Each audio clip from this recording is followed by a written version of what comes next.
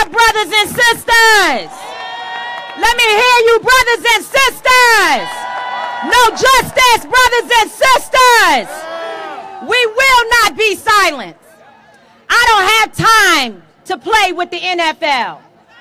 I didn't come here today to play with the NFL. I came here today for serious business. Did you join me for serious business out here today? Brothers and sisters, there are people who are saying, what's all the fuss about? Why are y'all so upset and what's all this confusion about? They say, well, people get dropped from teams all the time. People don't get picked up all the time. That's what they say. Yeah. But those who are saying that to you are confused. They have decided to ignore racism, bigotry, and white supremacy in this country. That is what they would have you to do, to turn your eyes from what you see. We are not stupid, brothers and sisters. Don't let them tell you that we are out here for one man. I like Colin Kaepernick. Come on now. I think he is a good dude. Yeah. I've seen him. I've talked to him. I've met with him. I think Colin Kaepernick is wonderful. But I didn't come out here today for one man. Even Colin Kaepernick will tell you that he didn't just need for himself or his family. He needs for all of us. Colin Kaepernick took a knee for my 18-year-old son. And that's why I'm out here today. My father and my uncle who are standing here on the side, they didn't come out here for Colin Kaepernick. They came out here for Tariq Ryans today. So let's be clear. Don't let people tell you that you're a fool.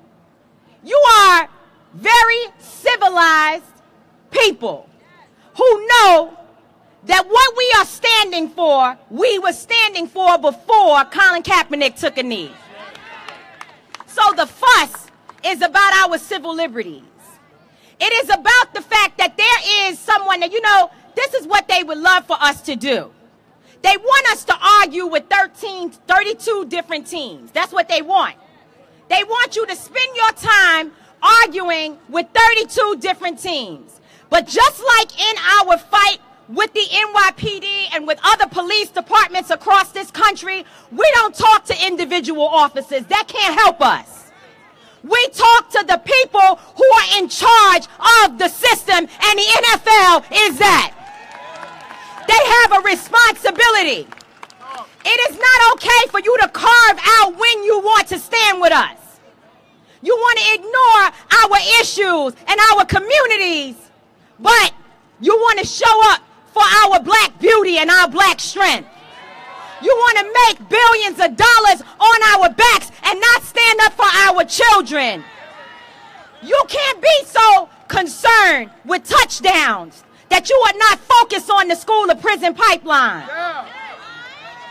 You cannot stand up and say that you want our players to show up and be concerned with scores and whether or not teams win, and not be present when black bodies are being shot down on the streets of this country all over the place, black and brown men and women.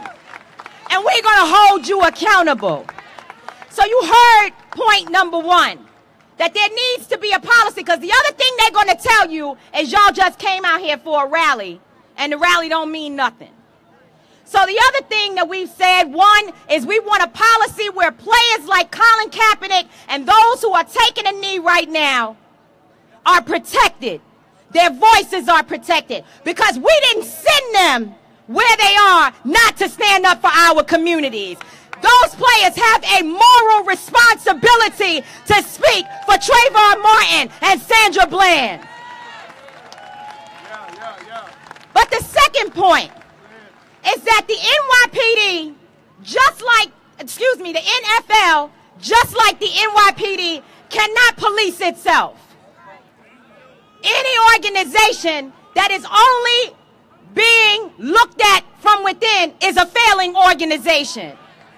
There must be a unit of people internally and externally that look at racial and cultural sensitivity issues within the NFL. And that's everything from ownership where we hear that some of our brothers and sisters can't break in. They can't buy teams. All the way to what is happening in the communities that these players come from.